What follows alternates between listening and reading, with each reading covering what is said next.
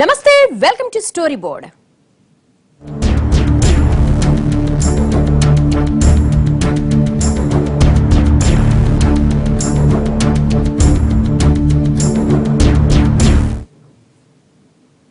ఆ రెండక్షరాలు 2 దశాబ్దాల కిందటి వరకు ఎవ్వరికీ తెలియదు. కానీ ఇప్పుడు విశ్వమంతా మారుమోగుతున్నాయి.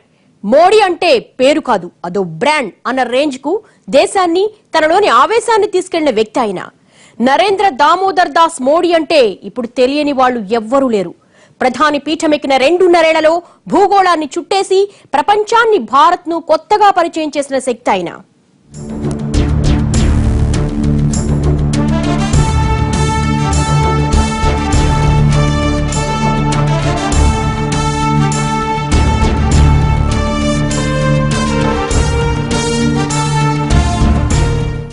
देश का जवान अब एक ही भाषा समझता है, एक ही मंत्र का जाप करता है, एक ही सपने की आरोपना करता है.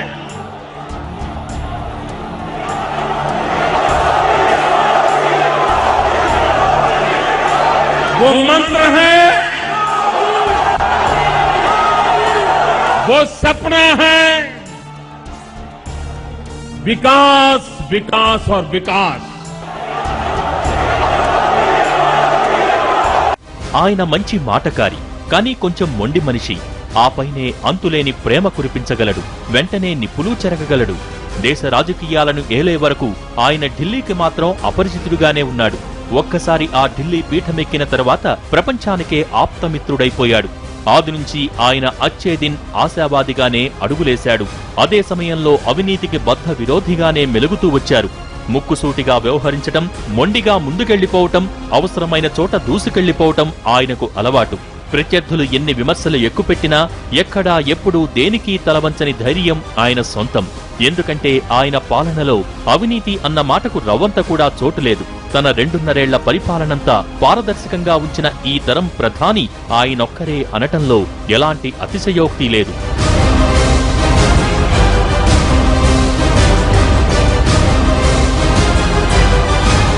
అసలు ఓ 20 ఏళ్ల కిందటి సంగతి. మోడీ ఎవరంటే కేంద్ర రాజకీయాల్లో కూడా పెద్దగా తెలియని పేరది. కానీ ఒక్క భూకంపంతో ఆయన జీవితమే మారిపోయింది. ప్రకృతి ప్రకోపానికి ప్రధాని మోడీకి మధ్య సంబంధమేమిటో ప్రపంచానికి పెద్దగా తెలియకపోవచ్చు. కానీ తరచి చూస్తే అప్పటి వరకు కమలనాథుల్లో ఒకరిగా పేరు తెచ్చుకోకపోయిన మోడీ ఒక్కసారిగా గుజరాత్ ముఖ్యమంత్రయ్యారు. అక్కడి నుంచి ప్రధాని పీఠానికి అడుగులేశారు.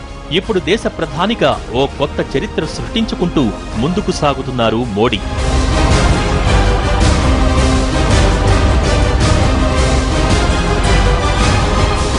గుజరాత్ అనగానే గుర్తొచ్చే మొదటి అంశం పారిశ్రామికాభివృద్ధి అయితే రెండో అంశం గోద్రా అల్లర్లు.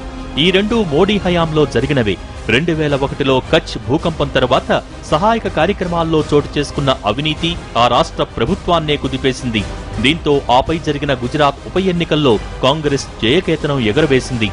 అది అప్పటి ఆ రాష్ట్ర సీఎం కేశూభాయ్ పటేల్ పదవికే ఎసరు పెట్టింది. విధిలేని పరిస్థితుల్లో కేశూభాయ్ పటేల్ రాజీనామాతో గుజరాత్ సీఎం పీఠం ఖాళీ అయిపోయింది. అయితే అప్పటికి ఈ స్థానానికి ఎవరు సమర్థుడన్న వెతుకులాటలో అద్వానీ నోట వినిపించిన పేరు నరేంద్ర మోడీ. అప్పటికి బీజేపీ రాష్ట్రాలకు ప్రధాన కార్యదర్శిగా ఉన్న మోడీని తీసుకొచ్చి గుజరాత్ పీఠం మీద కూర్చోబెట్టారు కమల దళపతులు.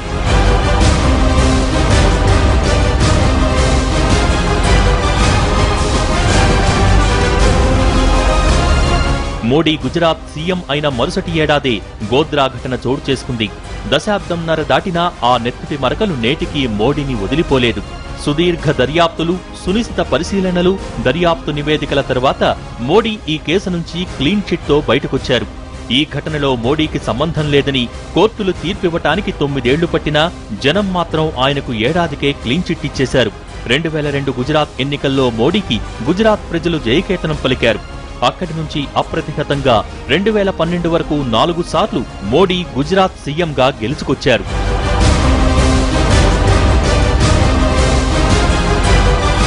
ప్రజల మనసుల్ని రీచ్ అయ్యేలా మాట్లాడటం ఒక్క మోడీకే చెల్లింది. హిందుత్వ పార్టీలో పుట్టిన ఈ కమలం పదవి చేపట్టిన ఏడాదికే మతవాసనల్ని పూర్తిగా వదలగొట్టుకుంది. అభివృద్ధి మంత్రంతో తన చుట్టూ ముసురుకున్న వ్యతిరేకతలన్నింటినీ తుడిచిపెట్టేసింది. అభివృద్ధికి ఏదీ అడ్డు కాదంటూ గుజరాత్ సీఎంగా మోడీ తీసుకున్న ఎన్నో నిర్ణయాలు రాష్ట్ర ముఖచిత్రంతో పాటు గుజరాత్ ప్రజల అభివృద్ధినే మార్చేశాయి.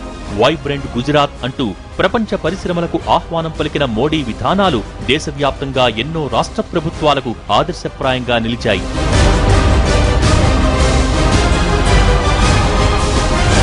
రెండు 2014 సార్వత్రిక ఎన్నికలకు బలంగా సిద్ధమవుతున్న కమల దళానికి సమర్థుడైన దళపతే కరువైన వేళ వినిపించిన ఒకే ఒక్క పేరు నరేంద్ర మోడీ. అయితే 2012లో గుజరాత్ ఎన్నికల ఫలితాల పరీక్షల్ని దిగ్విజయంగా దాటుకుని ప్రధాని అభ్యర్థిత్వానికి అర్హత సాధించిన మోడీ అక్కడి నుంచి వెనుదిరిగి చూడలేదు. అలనాటి కురుక్షేత్రంలో అర్జునుడికి శ్రీకృష్ణుడు తోడైనట్టు ఈ ఎన్నికల కురుక్షేత్రంలో మోడీకి దారి చూపిన సారథి అనుంగుమిత్రుడు అమిత్ షానే. ఇద్దరికీ పుష్కర కాలానికి మించిన వయోభేదమున్నా ఒకరిది మాట మరొకరిది బాట అన్నట్టుగా ఉంటుంది. సమకాలీన రాజకీయాల్లో మోడీ వ్యూహ చతురతకు ప్రాణం పోస్తున్న కార్యశిల్పిగా అమిత్ షా అన్ని అంశాల్లోనూ తెర వెనుక దర్శనమిస్తారు.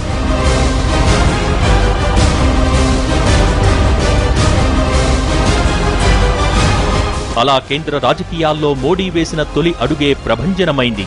తొలినాళ్లలో గుజరాత్ అభివృద్ధిని చూసి అబ్బురపడ్డ దేశ ప్రజలకు మోడీ వేవ్ను మోడీ సునామీగా మార్చడంలో అమిత్ షా సూపర్ సక్సెస్ అయ్యారు.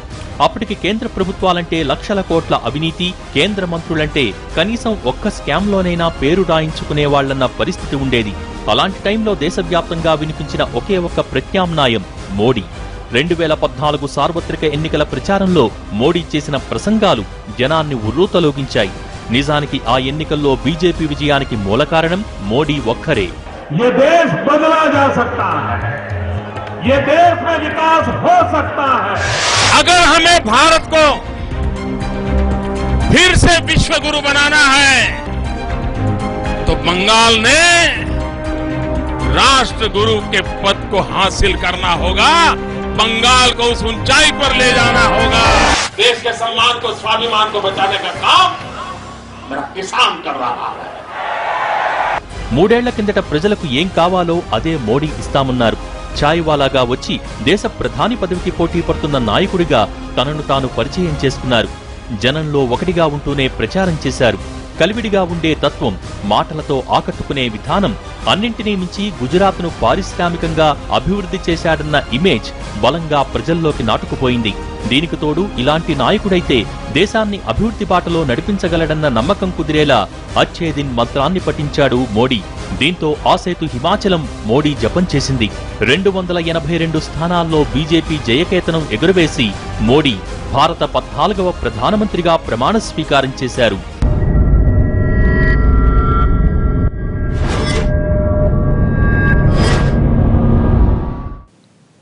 మోడీ వస్తే అచ్చేదిన్ వస్తాయన్నారు.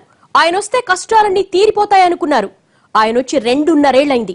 మరి జనమాశలు నెరవేరాయా లేక అడియాసలుగానే మిగిలిపోయాయా? విశ్వవ్యాప్తంగా మారుమోగుతున్న మోడీ మంత్రం మన దేశంలో అంతగా వర్కౌట్ అవడం లేదు అన్న విమర్శలకు కారణమేమిటి? అసలు ఈ 2.5 ఏళ్లలో మోడీ చేసిందేంటి, చేస్తోందేంటి? 66 ఏళ్ల ప్రాయంలోనూ ఎక్కడా ఎప్పుడూ అలిసిపోని నాయకుడాయన అన్నట్టుగా ఉంటుంది మోడీని చూస్తే. ఆయన ప్రధానయ్యే నాటికి దేశవ్యాప్తంగా ఎన్నో సమస్యలు కొట్టుమిట్టాడుతున్నాయి.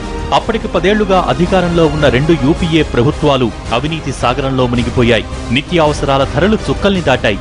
పెట్రోల్, డీజిల్ రేట్లు కూడా కొండకి కూర్చున్నాయి. ద్రవ్యోల్బణం కూడా గరిష్ఠ స్థాయికి చేరింది. భారత ఆర్థిక వృద్ధి మందగించిపోయింది. ఉద్యోగాల కల్పన అన్నది గగనంగా మారిపోయింది. ప్రజల్లో ఎక్కడా లేని అసంతృప్తి నెలకొంది. దేశవ్యాప్తంగా ప్రజలంతా మోడీ నాయకత్వం మీద ఎన్నో నమ్మకాలు పెట్టుకున్నారు. మోడీ వచ్చాక మంచి రోజులు వస్తాయని ఆశపడ్డారు. ఆ ఆశతోనే బీజేపీకి ఓట్లు వేసి గెలిపించారు.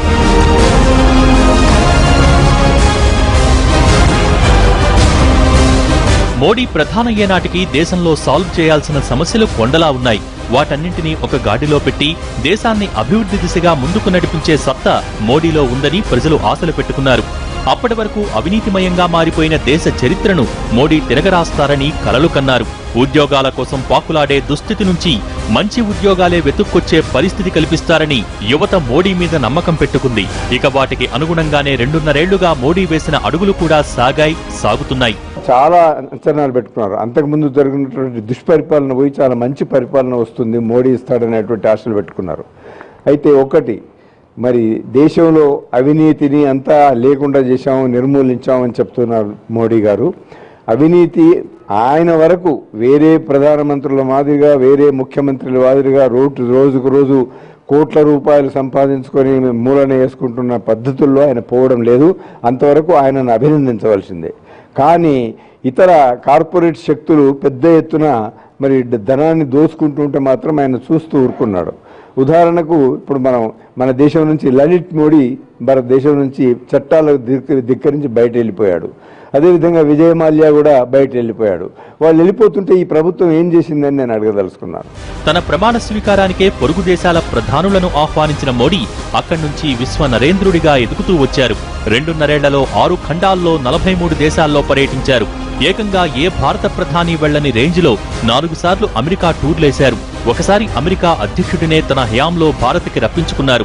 భారత్లో పారిశ్రామికాభివృద్ధి కోసం మేక్ ఇన్ ఇండియా విధానం ప్రారంభించిన మర్నాడే అమెరికా వెళ్లి అక్కడి బహుళజాతి సంస్థల అధిపతులతో సమావేశమయ్యారు. 2 ఏళ్ల కిందట అమెరికాలో టైమ్స్ స్క్వేర్ లో మోడీ చేసిన ప్రసంగం నేటికి ప్రపంచ వేదికపై మారుమోగుతూనే ఉంది. आप यहां बैठे बैठे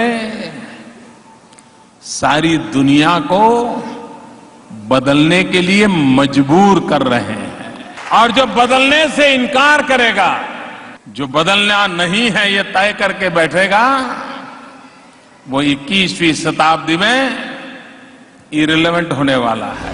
అన్ని అగ్రరాజ్యాలు చుట్టేశారు.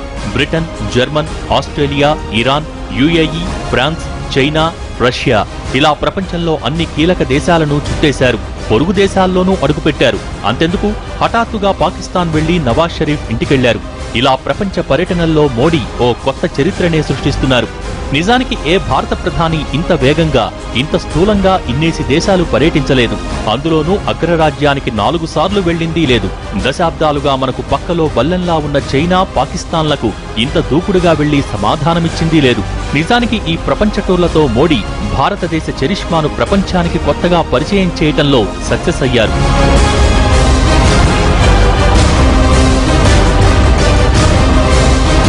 మోడీ ప్రపంచ పర్యటనలతో ఏం ఒరుగుతుందని ప్రతిపక్షాలు ప్రశ్నలు వేయటానికి మాత్రమే పరిమితమైపోయాయి. కానీ మోడీ పర్యటనలతో మన దేశానికి ఎన్నో ప్రయోజనాలు అంతర్లీనంగా ఒనగూరుతూనే ఉన్నాయి. మోడీ విదేశాలకు వెళ్లి వచ్చిన తర్వాత ఆయా దేశాలకు తరలిపోయిన భారత పురావస్తు సంపద పెద్ద ఎత్తున మనకు తిరిగి వస్తోంది. ఇప్పటికే ఆ దిశగా మోడీ వార్ రూమ్ టీం చాలా పరిశోధనలు చేసి సత్ఫలితాలు సాధిస్తోంది. అంతేకాదు, మన దేశంలో పుట్టి విదేశాలకు తరలిపోయిన యోగాలో కొన్ని ఆసనాలపై పేటెంట్ హక్కులు కూడా మనకు దక్కాయి. ఇదొక్కటే కాదు, మోడీ పర్యటించిన దేశాలతో మన దేశానికి వర్తక వాణిజ్యాలు కూడా కొత్తగా మొదలయ్యాయి. ఇప్పటికే వ్యాపారాలు ఉన్న దేశాలు మరింత స్వేచ్ఛా వాణిజ్యానికి తలుపులు తెరిచాయి. పైగా మన దేశంలో విస్తృతంగా పరిశ్రమలు స్థాపించడానికి కారణమయ్యాయి. ఉపయోగపడేటువంటి అంశాలు మనం జనరల్ నియోజన తీసుకున్నా కానీ, ఇప్పుడు మేక్ ఇన్ ఇండియా తీసుకోండి. మేక్ ఇన్ ఇండియా వలన ఉత్పత్తి రంగం యొక్క పొటెన్షియల్, అంటే స్కిల్ ఇండియా కానీ, మేక్ ఇన్ ఇండియా కానీ, ఇవి ఎంప్లాయ్మెంట్ ఆపర్చునిటీస్ని, యూత్లో ఎక్కువ ఎంప్లాయ్మెంట్ ఆపర్చునిటీస్కి అవకాశం ఉంటుంది. అట్లాగే మేక్ ఇన్ ఇండియా మూలంగా ఎక్కువ యుఎస్ఎఫ్డిఏ, ఇప్పుడు నేను చెప్పాను యుఎస్ఎఫ్డిఏ 500% పెరిగింది గత 2 ఏళ్లలోనూ. సో దాని మూలంగా ఎంప్లాయ్మెంట్ ఆపర్చునిటీస్ ఇక్కడ పెరిగేటటువంటి అవకాశం ఉంది. సో ఇవన్నీ కూడా ఖచ్చితంగా ప్రజలకు ఉపయోగపడే, యువకులకు, ముఖ్యంగా యువకులకు ఉపయోగపడే. ఇక భారత్లో కూడా ప్రజలకు ఓ కొత్త ఢిల్లీని పరిచయం చేశారు మోడీ. దేశ రాజకీయాల్లో దశాబ్దాలుగా లాబీయింగ్ మేఘాల్లో కూరుకుపోయిన రాజధాని ఢిల్లీని క్లీన్ చేయటంలో మోడీ సక్సెస్ అయ్యారనే చెప్పాలి. అసలు ఢిల్లీలో పాతుకుపోయిన లాబీయిస్టుల వ్యవస్థను పూర్తిగా తొలగించడంలో సక్సెస్ అయ్యారు. ఆఖరికి రాష్ట్రాల సీఎంలు కూడా ఢిల్లీలో తిరగటాన్ని, తిష్టవేసి కూర్చోవటాన్ని సున్నితంగానే తిరస్కరిస్తూ వచ్చారు. అసలు పరిపాలనకు కేంద్ర బిందువైన ఢిల్లీలో పారదర్శకతను పూర్తిగా పాదుకొల్పటంలో మోడీ సక్సెస్ అయ్యారనే చెప్పుకోవాలి. నిజానికి గత ప్రభుత్వాల హయాంలో ఒక పరిశ్రమ స్థాపించడానికి ఎవరైనా ఢిల్లీ వస్తే లాబీయిస్టులతోనే సగం పని నడిచేది. కానీ మోడీ ఈ విధానానికి పూర్తిగా స్వస్తి పలికారు. అవినీతి విధానాలను పూర్తిగా రూపుమాపి పారదర్శక కేంద్ర ప్రభుత్వాన్ని సాకారం చేశారు. ఇలా ప్రభుత్వంలో పారదర్శకత సాధించడం కోసం మోడీ పెద్ద కసరత్తులే చేశారు. ముఖ్యంగా కేంద్ర కేబినెట్ మొత్తాన్ని తన అదుపాజ్ఞంలో ఉండేలా జాగ్రత్త పడ్డారు. కేబినెట్లో ఏ కీలక నిర్ణయమైనా మోడీ పరోక్షంగా వెళ్లే అవకాశం లేకుండా అంతా కట్టుదిట్టం చేశారు. దీంతో అవినీతికి ఆస్కారమే లేకుండా పోయింది. గత పాలకుల హయాంలో మంత్రుల స్వతంత్ర నిర్ణయాలు ఎంతటి అవినీతికి తావిచ్చాయో తెలుసుకున్న మోడీ అలాంటి పరిస్థితులు లేకుండా జాగ్రత్త పడ్డారు. కేంద్ర మంత్రులైనా సరే తమ ప్రతి నిర్ణయాన్ని మోడీని సంప్రదించాకే వెల్లడించాల్సిన పరిస్థితి. ఏ ఒక్కరు దేశం దాటి వెళ్లాలన్నా మోడీ అనుమతి కంపల్సరీ. ఏ పథకం మీద ప్రకటన చెయ్యాలన్నా మోడీ పర్మిషన్ తీసుకోవాల్సిందే. ఇలా అన్ని మోడీ తర్వాతే అన్నట్టుగా పరిస్థితిని సృష్టించారు. ఒక రకంగా చెప్పాలంటే మోడీ అంటే అటు పారిశ్రామికవేత్తలకు ఇటు కేబినెట్ మంత్రులకు కూడా ఒక చండ శాసనుడు అన్న విమర్శలొచ్చే పరిస్థితి తెచ్చుకున్నారంటే పరిపాలన అనుమతుల విషయంలో మోడీ ఎంత కఠినంగా వ్యవహరిస్తున్నారో అర్థం చేసుకోవచ్చు. Welcome back. ఈ 2.5 కాలంలో మోడీ సాధించిన విజయాలేంటి? ఆయన పాలనపై మిగిలిన మరకలేంటి? ప్రధానిగా సగం పదవీ కాలాన్ని పూర్తి చేసుకున్న మోడీ మిగిలిన సగభాగంలో ఏం చెయ్యబోతున్నారు? 2019 సార్వత్రిక సమరంలో మరోసారి నెగ్గుకొచ్చేందుకు మోడీ ముందున్న సవాళ్లేంటి? వాటిని అధిగమించి తాను కలలుగన్న భారతాన్ని సాకారం చేసుకునేందుకు మోడీ ముందున్న అవకాశాలేంటి? నరేంద్ర దామోదర్ దాస్ మోడీ 66 ఏళ్ల ఈ యువ నాయకుడి దూకుడికి ప్రపంచ దేశాధినేతలంతా ముచ్చటపడుతున్నారు. భారత్ మరో కొత్త శకం దిశగా అడుగులేస్తుందని అంతర్జాతీయ సమాజం కొనియాడుతోంది. అందుకే భారత్తో తమ స్నేహబంధాన్ని పెంచుకోవటానికి అగ్రరాజ్యాలు కూడా అర్రులు చాచేలా చేయడంలో మోడీ సక్సెస్ అయ్యారు. నిజానికి మోడీకి ఉన్న ఆ విజనే ఎన్నికల్లో ప్రజల్ని కూడా ఆకట్టుకుంది. కానీ ఆ విజన్ ఆయన ప్రధానయ్యాక ఎంతలా నెరవేరిందన్నదే ఇప్పుడు అసలు ప్రశ్న.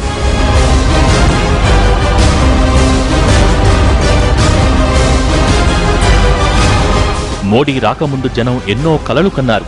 మంచి రోజులు వస్తాయని, విదేశాల్లో బ్లాక్ మనీ తిరిగొస్తుందని ఇలా చాలా కలలు కన్నారు. కానీ మోడీ పీఠమెక్కాక ఆ కలలు తీర్చడం కన్నా దేశ ప్రజలకు షాక్లివ్వటం మొదలుపెట్టారనే చెప్పాలి. మోడీ ఇచ్చిన ఫస్ట్ షాక్ రైల్వే ఛార్జీల పెంపు. రైల్వే బడ్జెట్ కన్నా ముందే ఛార్జీలు పెంచి కొత్త సంప్రదాయానికి తెరతీశారు. మోడీ వస్తే నిత్యావసరాల ధరలు కిందికొస్తాయనుకున్న సామాన్యుడి ఆశలు 6 నెలల్లోనే ఆవిరైపోయాయి. కొండెక్కిన నిత్యావసరాల్ని చూసి జనం మరింత కుంగిపోతున్నారు. గడిచిన 2.5 ఏళ్లలో ప్రధానుల వారి నిర్ణయాలన్నీ ఇటు ప్రజలను అటు ప్రభుత్వాధికారులను నైరాశ్యంలోకి నెట్టే దిశగా ఉంటున్నాయి తప్ప వాటి వల్ల రవ్వంత ఉపయోగం కూడా కనిపించడం లేదు. ఈ 2.5 ఏళ్లలో మోడీ ఇచ్చిన చేదు గుళికలు దేశ ఆర్థిక వ్యవస్థను దీర్ఘకాలంలో బలపరిచేవే అంటూ కమలనాథులు కవర్ చేసే ప్రయత్నాలు చేస్తున్నా ప్రస్తుతానికి మాత్రం వాటి భారాన్ని సామాన్యుడు మోయలేకపోతున్నాడన్నది సర్వత్రా వినిపిస్తున్న సత్యం.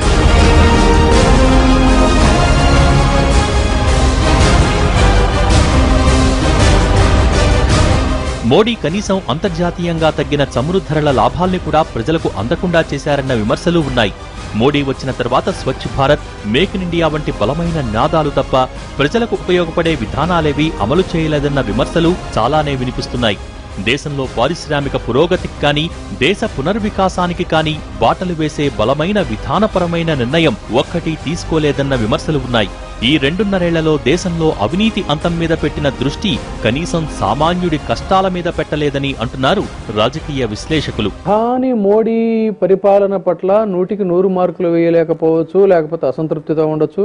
ప్రత్యేకించి ఆంధ్రప్రదేశ్ లాంటి రాష్ట్రాలను తీసుకున్నప్పుడు ఏంటంటే తీవ్రమైనటువంటి ఒక అసంతృప్తి, అసహనానికి లోను కావచ్చు. కానీ బట్ ఓవరాల్ మొత్తంగా పనితీరు పరిశీలించినప్పుడు ఏమిటంటే వాస్తవంగా వాళ్ళు చెప్తున్నట్టుగా అవినీతి అనేటువంటిది పెద్ద చెప్పుకోదగినటువంటి స్థాయిలో తగ్గిన మాట వాస్తవం. అలాగే పరిపాలనా వ్యవహారాల్లో ఆశించినంత స్పీడ్ అందుకోకపోయినప్పటికీ కూడా ఆ పాలనా ఫలాలు ఇప్పటికప్పుడు ఇవాళ రిజల్ట్స్ చూపించకపోయినప్పటికీ కూడా పరిపాలనా వ్యవహారాల్లో కూడా మరీ అంత ప్రతిపక్షాలు విమర్శిస్తున్న స్థాయిలో అంత నిరాశాజనకంగా లేదు. కానీ అయితే ప్రజలు ఆశించిన మేరకు మాత్రం లేదు అనేది మాత్రం చాలా స్పష్టంగా చెప్పొచ్చు. 2.5 ఏళ్లుగా ముఖ్యంగా ఢిల్లీలో పాతుకుపోయిన ల్యూటెన్స్ కల్చర్ కి చరమగీతం పాడటంలో సక్సెస్ అయిన మోడీ దాని ఫలితాలు ఏ స్థాయిలో ఉన్నాయన్నది మాత్రం చెప్పుకురాలేకపోయారు. నిజానికి మోడీకి మొదట్నుంచి ఢిల్లీ కల్చర్ అంటేనే తీవ్రమైన వ్యతిరేకత ఉండేది. ఆయన గుజరాత్ సీఎంగా ఉన్నప్పుడు కూడా ఢిల్లీ రావటానికి ఇష్టపడేవారు కాదు. మోడీ గుజరాత్ సీఎంగా ఉన్న 11 ఏళ్లలో కేవలం 3 సార్లు మాత్రమే ఢిల్లీ వచ్చారంటే ఆయనకు ఇక్కడి రాజకీయాలంటే ఎంత అయిష్టతో అర్థమవుతోంది. అందుకే ప్రధానవ్వగానే ఢిల్లీలో ఏం జరుగుతుందో ఎవరేం చేస్తున్నారో గమనించి అవినీతికి తావు లేకుండా ఇక్కడి వ్యవస్థలను రూపుమాపగలిగారు. ఓవరాల్ గా ఢిల్లీలో వ్యవస్థను మార్చి దేశానికి కొత్త ఢిల్లీని పరిచయం చేశారు.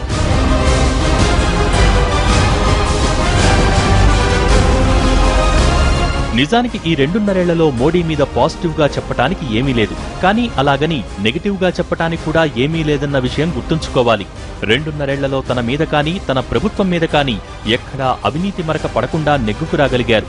కేంద్ర ప్రభుత్వం అంటే అవినీతిమయం అన్న గత ప్రభుత్వాల ఇమేజ్ నుంచి తన సర్కారును దూరంగా కూర్చోబెట్టారు.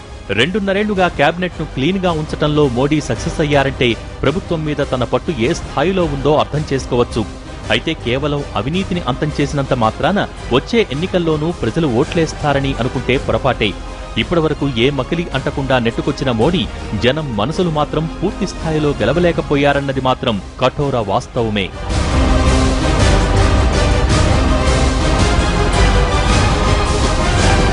2019 నాటికి మోడీ తన ప్రభను పూర్తి స్థాయిలో నిలబెట్టుకోవటానికి చాలా సవాళ్లున్నాయి. వాటిని అధిగమించినప్పుడే మోడీకి మరోసారి ప్రధాని పీఠం దక్కే అవకాశం ఉంటుంది. మన్ కీ బాత్ అంటూ తన మనసులో మాటను బయటపెడుతున్న మోడీ ఎప్పటికప్పుడు జనం ఎలా నడుచుకోవాలో చెప్తున్నారు తప్ప ఆ దిశగా తమ ప్రభుత్వం ఏం చేస్తోందో పట్టించుకోవటం లేదు. 2.5 కిందట మోడీ చేసిన ప్రమాణాలు, పీఠమెక్కాక తీసుకున్న నిర్ణయాలు బేరీజు వేసుకుంటే అన్నీ ఆచరణకు ఆమడ దూరంలోనే ఉన్నాయన్న విమర్శలు ఉన్నాయి. కాంగ్రెస్ ముక్త భారత్ అంటూ ముందుకొచ్చిన మోడీ గత 2 ఏళ్ల అసెంబ్లీ ఎన్నికల్లో భంగపడ్డ తీరు చూస్తుంటే ముందు ముందు మరింత ప్రమాదం ఉందన్నది విస్పష్టమవుతోంది. అంతేకాదు, భవిష్యత్తులో మోడీ వ్యతిరేక శక్తులన్నీ ఏకమైతే అది మోడీ షా ద్వయానికి మరింత ఇబ్బంది. దీంతో పాటు రగులుతున్న కాశ్మీర్ సమస్యను చల్లార్చి ముంచుకొస్తున్న యూపీ పీఠాన్ని దక్కించుకోవటం మోడీకి అత్యవసరం.